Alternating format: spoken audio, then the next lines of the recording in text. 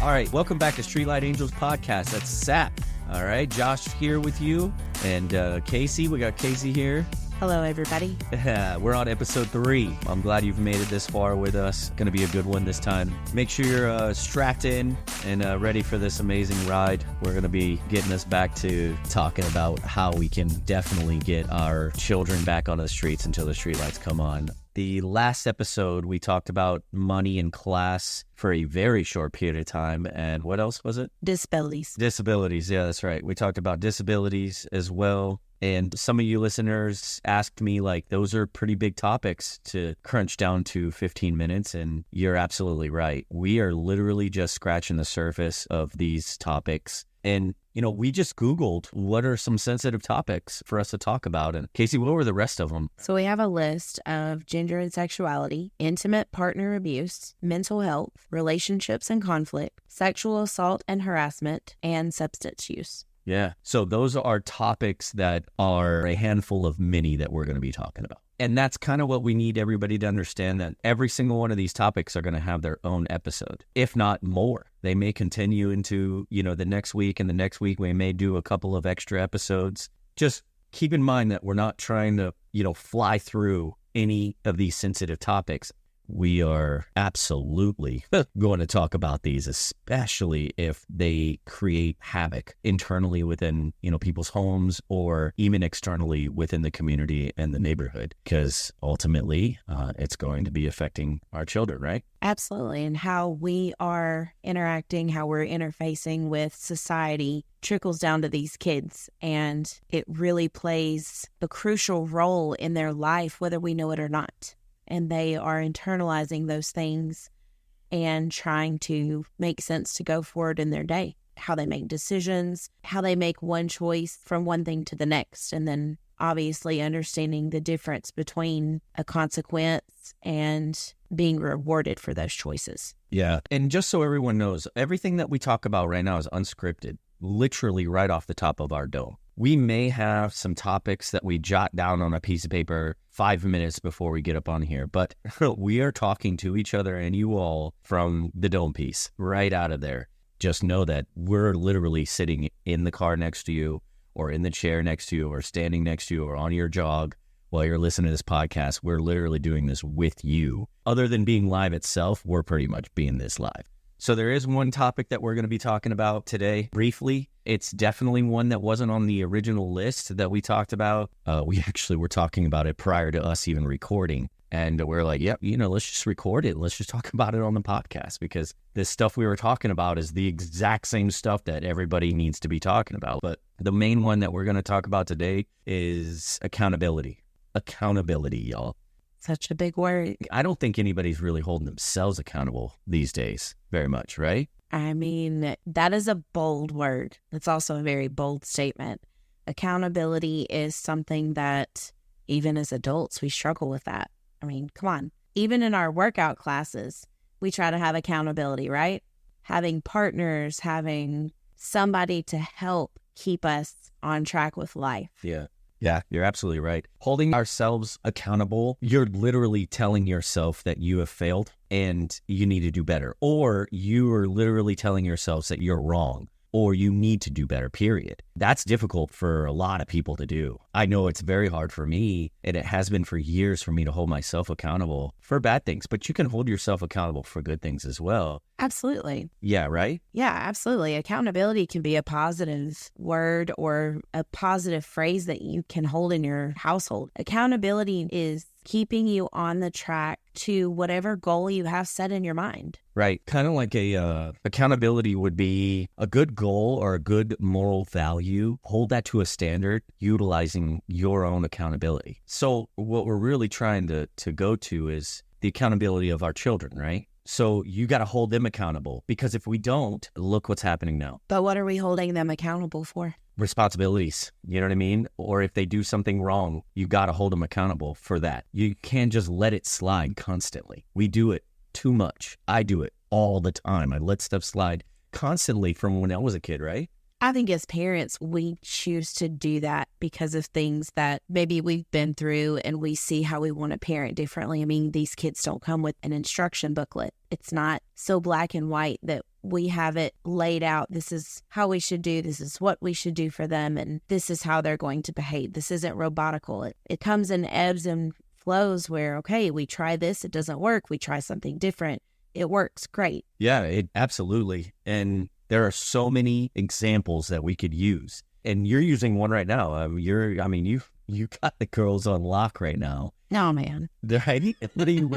You're like a slave driver right now when it comes to cleaning the house, but you're holding them accountable because of what, right? What are they doing? What's going on? Yeah, I guess I'm walking in mom's footsteps. My mother's name when I was growing up was, I'm pretty sure she was called the warden. So yeah, I'm following in those footsteps right now. My kids, I've not held them accountable for quite some time. I had an injury back in June, had surgery in July to repair that injury, and have since had a difficult time with just being up and going. So we've had to let some things slide in the household. And now they are learning accountability for their actions, for dirty rooms, for things that they've not taken care of that they said they did and just said that to appease me in the moment. Mm-hmm. So now that I'm up and mobile, everybody's scared. Nobody's scared, but accountability is absolutely happening in the household where say your truth. Speak your truth. If you haven't done something, say it. But also when you're given a timeline or a deadline that needs to be completed. I'm big on that in my household because I have since realized that raising teenagers is not for the weak. I will absolutely give cheers to any parent going through that, especially a single parent going through that. But something that's hit me lately that I've never really given a whole lot of thought to is I'm raising these girls to be, not just in our household, to be good human beings or be decent human beings and raise them with morals and values, but I'm raising them for the world. So yeah, you're giving them that moral compass that they can follow. Absolutely. When they go to school, mm-hmm. they have accountability. When they go out into society, they have laws, they have rules, they have their regulations in everyday society that we have to follow. So they have to know that there are consequences, negative or positive, to any action that's ever performed. So teaching them accountability is very important. Yeah, absolutely. With accountability comes appreciation. Yes, in time. In time. In time. You could, yeah, exactly, in time. They're learning that. And I think that it's not only teaching our children to have accountability, but like we had said previously, teaching ourselves to have that accountability.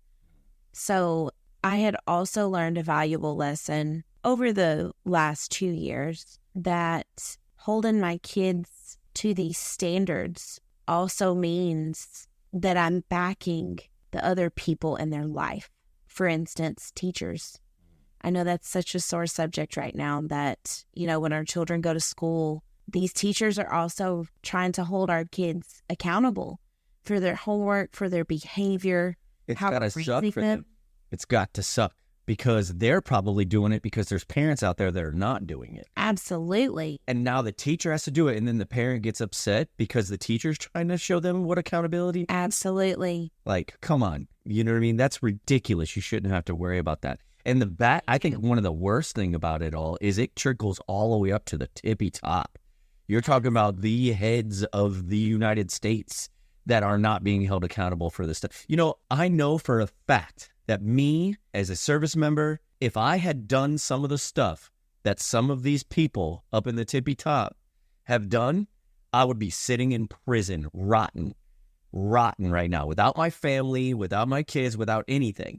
You know what I mean? Because I know for a fact I'd probably be held accountable at my level. You know what I mean? And now I want to instill that on my kids. But how do we do that if we have a society where people aren't holding themselves accountable, Well, and that brings back to our last discussion. You said something that triggered that is at your level. Right. So at your class, where you are in society, right. People have asked the question, what does that have to do with our kids? And what you guys were talking about, what does that have to do with anything with the kids and safety? And and these things have everything to do with that. That's right. It all comes into play where we can engulf all of this and say, okay, at my level where I'm at in society, I would be held accountable. And everybody wants that change. Everybody wants that change. They all want something to change what's happening with the nation right now. But nobody's doing anything. Here's the problem. I think here's one of the major problems is the fact that we're not going to see a overnight result. Everybody wants that overnight quick release. It's not going to happen. And I tell people all this time with my organizations, Angel Force Foundation and Angel Force Protection is, we're going to come in there and we're going to build continuity and relationships with these children so that it will show a difference in a decade from now. We're not going to see results right away. It'll be a decade from now. And then they can look back. You know why? You know how we're going to start that? We're going to be holding them accountable now and maintain that to the rest. Well, and I was going to say that leads me, I have an important question for you then. So you said that higher ups are not held to essentially the same accountability as everyone else. It's double. Maybe it's not that people want change now. Do you think that people are afraid to speak out because there is not true accountability for certain tiers of class or certain tiers of people? Absolutely. They're scared because they may lose their job. So welcome to SAP, Streetlight Angel Pocket. That's what we're about. We're about allowing them the platform to be able to speak their mind, even if it's indirectly. Anonymously. That's right. But we're definitely going to hold these people accountable too, because I'm pretty sure there's going to be some listeners that hit us up with some pretty goofy stuff. But either way, look at the ultimate goal. That's what SAP's about. That's what's bringing us here. We're allowing the people that don't have that voice to come to us and get their voice out there somehow or another, utilizing, Case and I, to help with this stuff. And, we decided accountability ourselves based on the fact that, we've already had a lot of people recommend a whole bunch of stuff, wonderful stuff. But, we want to really hit the roots of things first. And I think, we may not have needed to start at money and class and disabilities at the beginning. It was just to show you guys that, we will talk about any and everything. But the goal is always the same at the end. And that's why we chose accountability, because we're in the middle of it right now, both of us. She's, being a warden to her daughters, and I'm reverse. See, I'm not showing accountability right now or providing that. I kind of messed up big time. My son, he wanted a video game and he'd ask for it and ask for it and ask for it. And I said, no, no, no. And then me and his mom, we joined forces together and we said, no, no, no, no. And then he smiled at me and I gave him like those little eyelashes. That's right, man. He pulled at my heartstrings and I say, you know what, just go get your game, and, the joy in his face was amazing, but then I almost immediately regretted it. Not only because, my wife destroyed me after that because I broke down, which usually she's the one who does it, but only... She did make some good points. She did. And